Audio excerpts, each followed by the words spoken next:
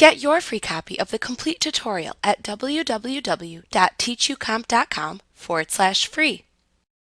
To perform a mail merge in Word, you use the features that appear on Word's Mailings tab in the ribbon. A mail merge in Word helps you automate mailings. When you use the mail merge feature in Word, you merge information from a table, called a data source, into designated document fields.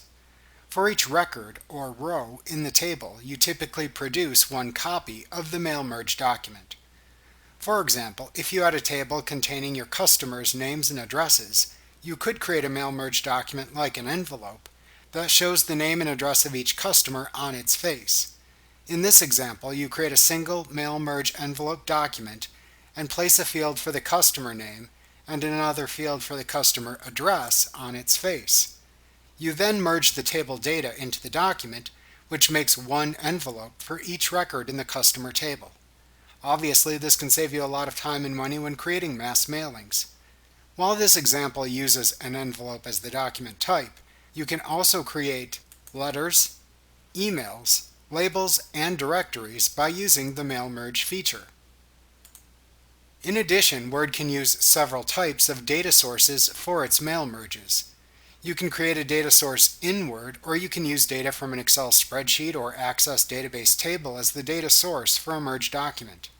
That flexibility makes this feature very useful when combined with the other Microsoft Office applications. To perform a mail merge in Word, you must first create a mail merge document. Then choose a data source for the document, which is often a Word data source.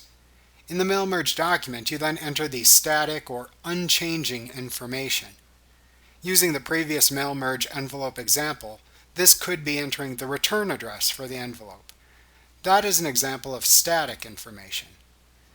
Then you enter the merge fields into the document.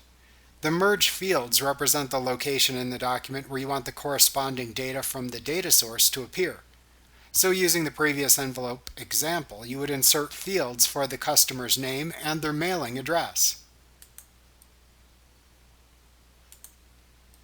Finally, you merge the information from the data source into the mail merge fields in your merge document. This often results in the creation of a separate document called the output of the mail merge.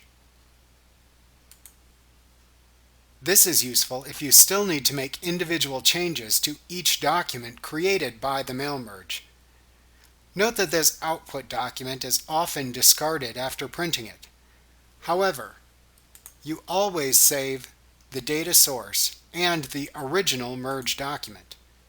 Then in the future, you can simply recreate the mail merge by using the original mail merge document and its associated data source.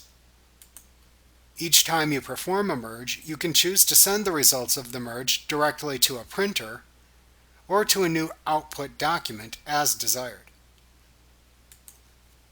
Like what you see? Pick up your free copy of the complete tutorial at www.teachucomp.com/free.